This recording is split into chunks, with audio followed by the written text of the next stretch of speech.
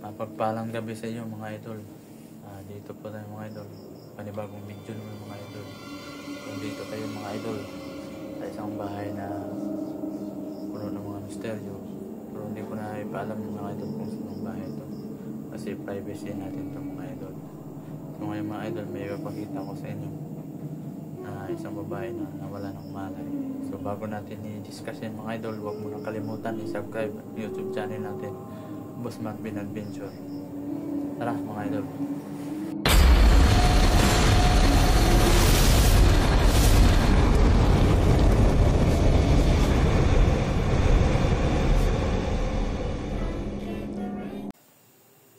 So yun mga idol, dito na po tayo sa bahay ng nasabi ko yung mga idol na mapatay na isang babae. Ayan. Nakita natin mga idol. Dito po yung ano yan. Pero hindi sila magpapakita sa video natin sa privacy kasi iwan ko kasi pagdating lang dito nila may mga pasat na sa liig. Parang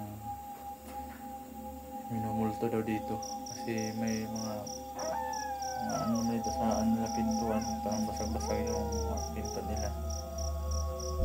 Parang ano ba, pilit lang pasukin kasi kung tao lang daw yatay na ginahasa, hindi naman ginahasa, may kagat daw sa liig sa mga tawan niya.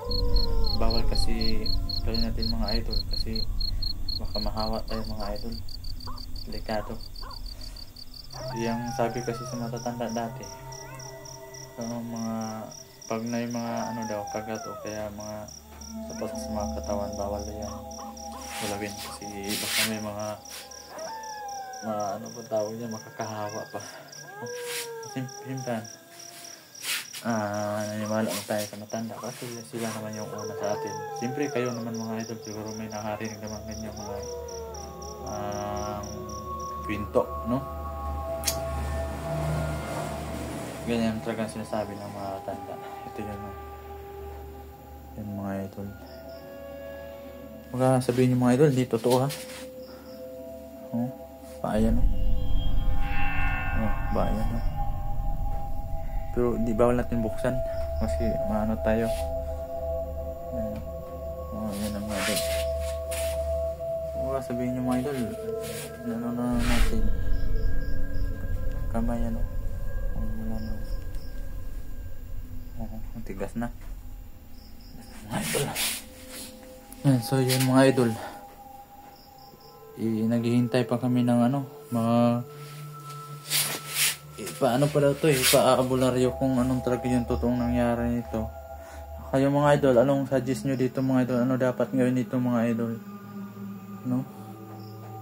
Tingnan nyo mga idol. May nakita kami ganito mga idol.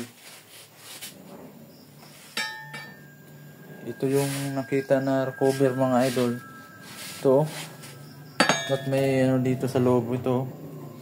Ito siguro pinalo o iwan ko. Na wala man daw silang ganito. Parang ano to? Parang bara de cabra. Yan mga idol, oh. No?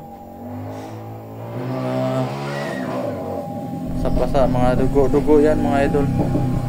So medyo maingay mga idol kasi marami nang dumadaan dito sa gilid tayo ng kalsada.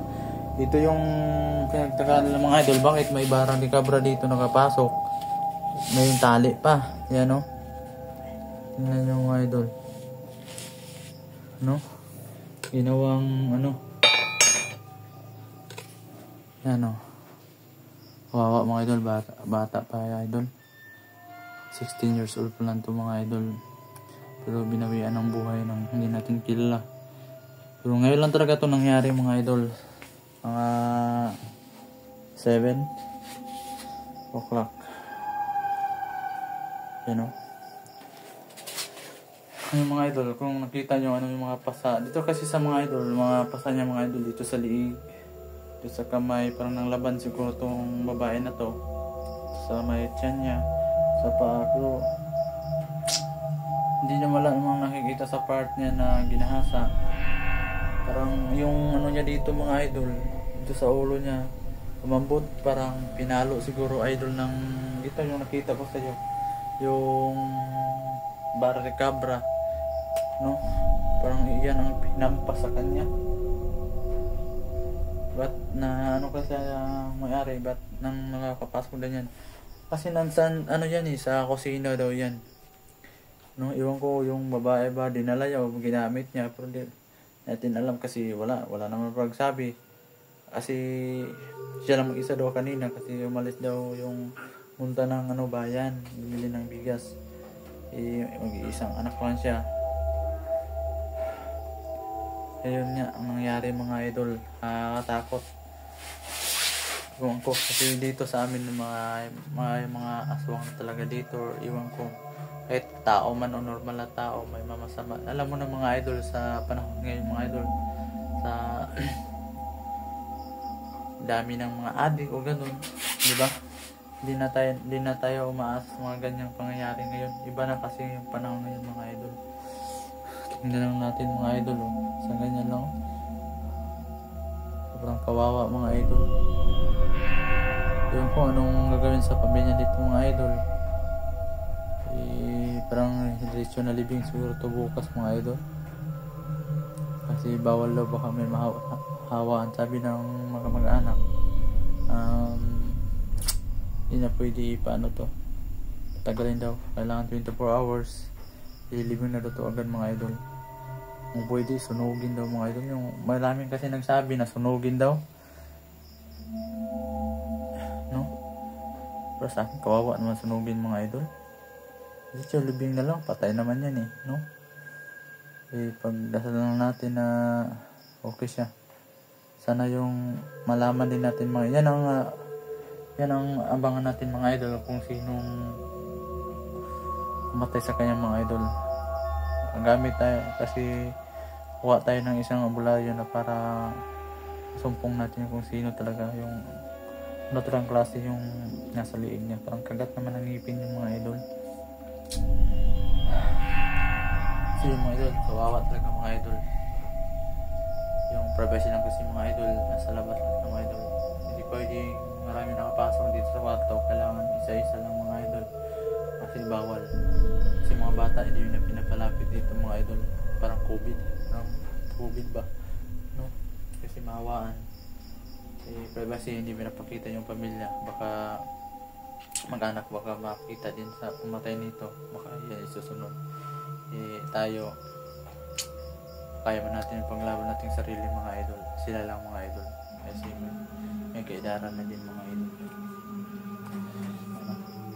Ilawan natin mga idol. Yan o. Na idol. Kawawa. Tigas na idol. Ano? Mga sabi nyo idol, hindi yan totoo ha. Ano? May wala kayo sa mga aswang mga idol. Kaya sanib-sanib. Yung iba kasi sinaniban, pinasukan ng masamang espiritu.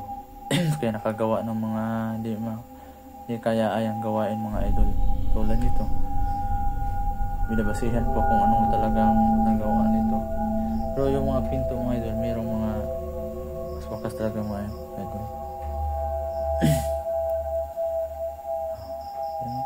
Tingnan yung mga idol. Bata pa mga idol. Ang ganda pang babae pa naman idol. Sayang yung buhay. Kinuha lang ng maaga. Kinuha sa mga lang kwintang tao mga idol. Walang hiya. No? Sana kayo mga idol mag-ingat, lalo sa mga anak nyo mga idol. Lalo sa mga anak nyo idol. Huwag nyo pabayaan mga idol. Mahirap na. No? Pabayaan. Secure talaga yung mga anak natin mga idol, lalo pag gabi.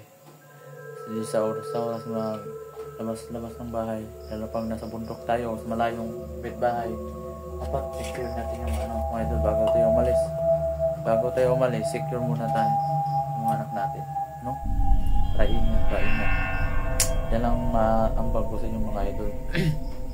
Huwag pabayaan yung mga anak natin, ang lalaki o babae yan mga idol, kasi di natin alam sa paligid, no? Kahit sariling kadugungan natin nagawa ang masamaan, pamilya natin, ibang tao, kaya mga idol na hindi natin kilala. Si Yun lang mga idol, dito na siguro yung video natin mga idol. Abang-abangan lang natin yung mga kasunod dito mga kwento. Tanong-tanong tayo kung mga may kasunod pa dito mga video mga idol, no? Kasi parang mataas na ako dito, papalabasin na ako dito mga idol. So ito lang mga idol, maraming salamat sa inyo mga idol sa mga suporta. Huwag niyo kalimutan mga idol, i-subscribe yung YouTube channel natin doon. Don't forget to click the button para lagi kayong update sa mga bago kong mga video mga idol, no? So yun lang mga idol, maraming salamat po sa inyo mga idol.